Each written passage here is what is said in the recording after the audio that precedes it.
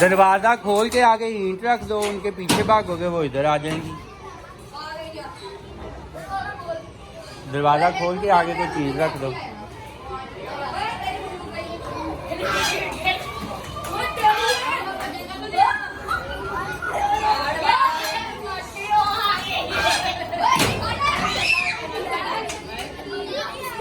ये सारी डायपो को वहाँ है जी।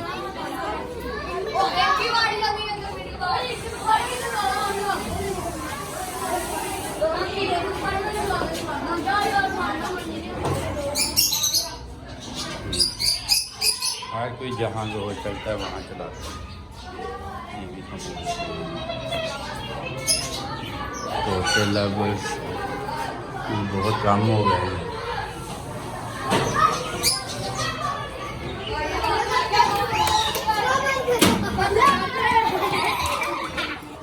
यार दरवाज़ा खुला रहने दो, बेचारी भाग। चलो रहने दो। अब ये देखें, ये अपनी गांव में रहता है, उनको भी पता है कि हमने उधर नहीं जाना। आज तो मुनीर बैठ गया झूले मैया लेने के लिए। उधर चीफ जस्टिस है, वो भी अपनी कुर्सी पे ऐसे बैठता है। चीफ साहब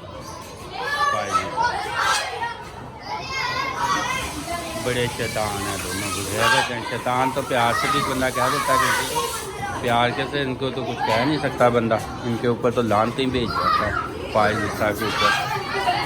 और आर्मी चीफ जो है, ये army chief of the zoo है।